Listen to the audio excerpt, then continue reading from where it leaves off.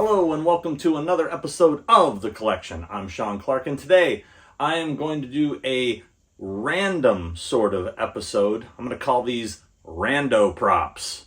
Rando props.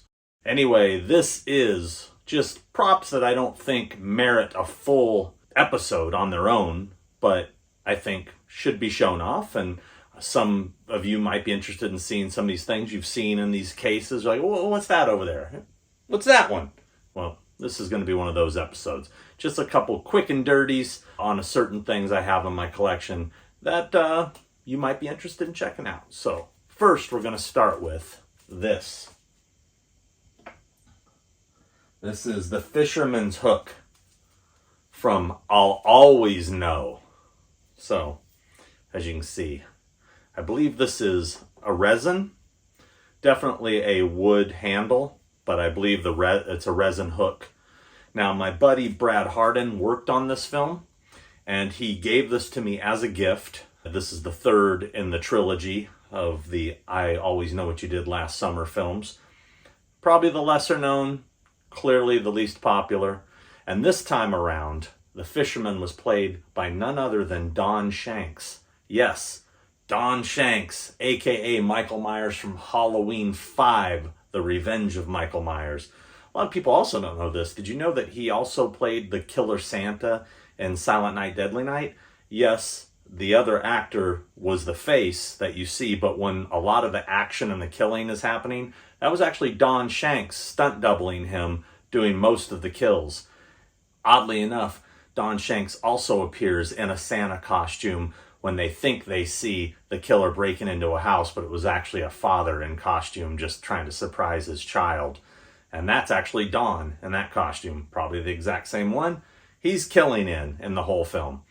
But anyway, Santa Killer, Michael Myers, and the fisherman. Don Shanks has played many. And this was a gift from both Don and Brad to me. Don actually signed it as well. If you see right there, put Don Shanks, the fisherman. A pretty cool piece. And I'm not a huge fan of this film, but it's definitely cool to have in the collection, especially since it was a gift and everything. But it's been in my collection since the film came out, so over a decade, I'd say. So will it last in the collection? Who knows? You know, this may go to someone who appreciates it a little more than I do, because I'm kind of trying to surround myself with all my favorite things. And this one is just sentimental because it was a gift, but I do appreciate it. And it has a good spot here on the shelf. Right next to this was Feifeld's axe from Prometheus, played by Sean Harris. Now, Prometheus is one of those kind of polarizing films. Some people liked it, some people hated it. I enjoyed it, but I always thought this was kind of a cool looking weapon. I don't know, obviously specifically designed for the film, not something you're going to find at Ace Hardware or Home Depot. But I just thought this was a cool piece, as you can see here.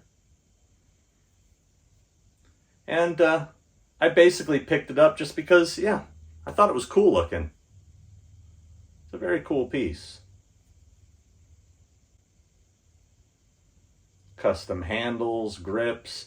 I mean, this handle, I wonder if they kit bashed that from something. Who knows? Or maybe completely original. Probably original because it's supposed to be future or whatever, you know. But I always thought this was a cool piece. So this is got a nice place in the collection right next to the hook. There's a little something interesting. Since we're on the topic of gifts, this was actually a gift from director Tommy Lee Wallace.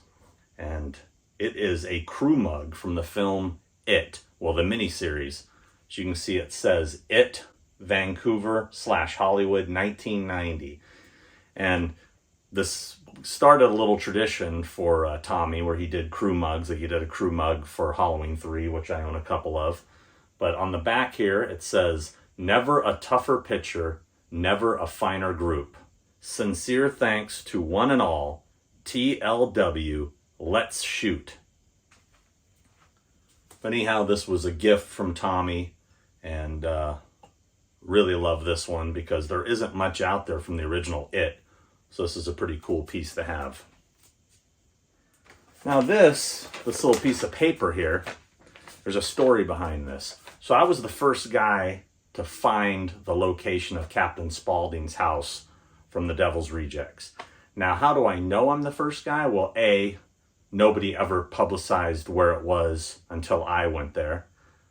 And B, because this was still hanging on the wall in the kitchen. And my guess is if any other Devil's Rejects fans had been to that abandoned house, they would have taken this.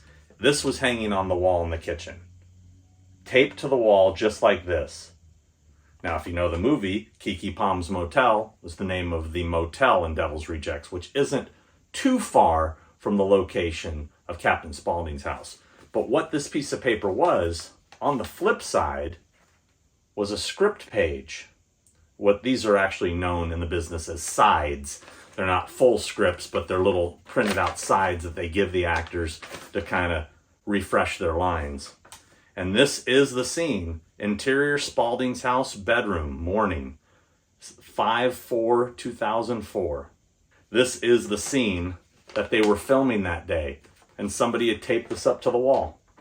And, of course, I had to take that bad boy and add it to the collection. Now, these here are a couple gifts that were given to me by James Remar. These were from the set of Once Upon a Time in Hollywood. This is a little red apple shot glass. Now, I believe this was a crew gift. And the red apple cigarettes has become sort of a staple in the Quentin Tarantino universe. And it's a pretty cool shot glass. And he also gifted me this Boss Film Productions patch. Once again, this was a gift from actor James Remar, who had one small part in Once Upon a Time in Hollywood. Should have had a bigger part if you ask me. Quentin, come on. Guy's it's an OG. But to be fair, you know, Quentin did give Remar 2 parts in Django. So he played 2 different characters in Django. A lot of people don't know that. Did you realize he played 2 different parts? Look closely next time. 2 different dudes. Same movie. Same actor. That's how versatile James Remar is. Don't forget that. And since we're sticking to that theme, except for I went outside the theme with the Prometheus axe, but sticking with the theme of gifts, this was also a gift from James Remar. This was a crew gift he was given on the film Renaissance Man. And it's basically a dog tag. And it says, James Remar, Renaissance Man, 9/10/93. Might be hard to see because it's pretty faded, but maybe you can read that. I don't know if you can. So again, sticking with the gifting theme, here is another one. This is a torch puppet head from Puppet Master The Littlest Reich.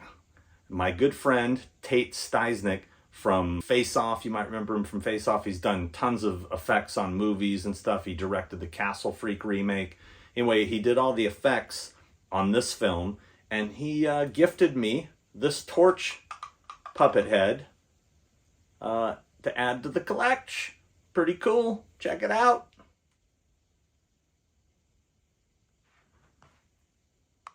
Look at that.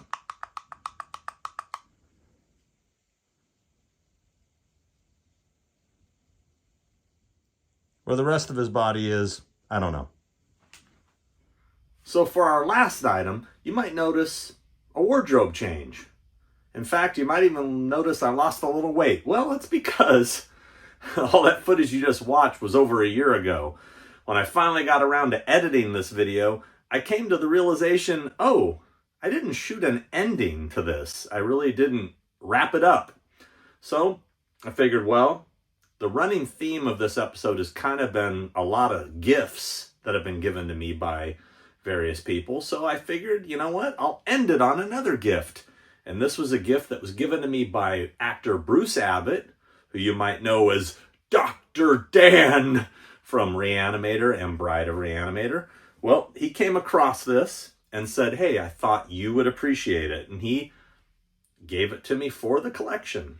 And what we have here is his actual Bride of Re-Animator crew shirt. Check it out. I thought that was very cool of him to do. And yeah, he gave this to me. He brought it to, I believe, Texas Frightmare weekend. He said, oh, I got a little something for you. And he pulled this out, and I was blown away. It says, the crew of Re-Animator, still twitching like that blasted head, 1989. And then the front just says Bride of Re-Animator. It has Dr. Hill's head with the bat wings. So another really cool addition to the collection from Mr. Bruce Abbott himself. Much appreciated, sir. It will be looked after and taken care of for the rest of my days. So anyway, I hope you enjoyed this episode of the collection, little rando props. Get ready for more coming, because there are more coming. I just need more time to edit this stuff. I'm a busy guy. What can I say? But you know, when I drop a video, it's going to be quality. Get ready for more stuff coming. And I appreciate everybody liking and subscribing, because it does help grow this channel. And we're getting close to 100,000 here. Let's get 100,000 subscribers. Come on, let's do it, guys. I need your help. Do that little notification bell and whatever you got to do. I don't know. This felt like maybe finesse it a little bit. Give it a little love, a little sugar. That was probably inappropriate. Anyway, again, thanks for watching. Hope you enjoyed this, and we'll see you on the next episode of The Collection.